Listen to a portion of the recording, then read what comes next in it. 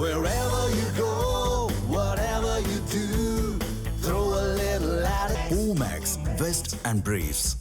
ஈரோடு மாவட்டம் பெருந்துறையில் சிறைக்கு அழைத்து சென்ற கைதி நள்ளிரவில் தப்பி ஓடியதால் காவல்துறையினர் தேடி வருகின்றனர். கூடுதல் தகவல்களை செய்தியாளர் இளங்கோவன் வழங்க கேட்கலாம். இளங்கோவன் வணக்கம். கைதி எவ்வாறு தப்பினார்? காவல்துறையினர் தரப்பிலிருந்து என்ன சொல்றாங்க? வணக்கம் ராகப்பிரியா. ஈரோடு மாவட்டம் பெருந்துறை அருகே சிறைக்கு அழைத்து சென்ற கைதி நள்ளிரவில் தப்பியோடிய சம்பவமானது பெரும் பரபரப்பை ஏற்படுத்தியுள்ளது.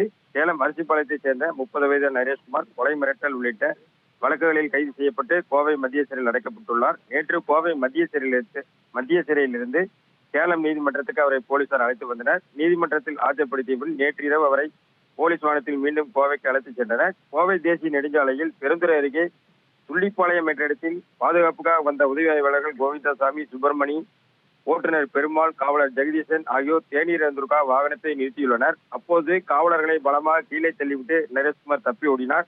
இதில் காவலர் ஒரு காயமடைந்து பெருந்துறையில் தற்போது சிகிச்சைக்கு அனுமதிக்கப்பட்டு மேல் சிகிச்சைக்கு அனுப்பி வைக்கப்பட்டுள்ளார். காவலர்கள் அளித்த புகாரின் பேரில் பெருந்துறை போலீசார் 50க்கும் மேற்பட்டோர் நள்ளிரவில் தப்பியோடிய குற்றவாளியை தேடும் பணியில் தற்போது ஈடுபட்டுள்ளனர்.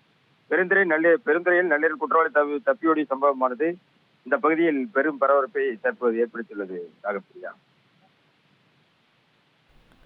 விவரங்களுக்கு நன்றி இளங்கோவன். தமிழ் ஜனம் சேனலை சப்ஸ்கிரைப் பண்ணாம பார்த்துட்டு இருந்தீங்கன்னா மறக்காம சப்ஸ்கிரைப் பண்ணிடுங்க.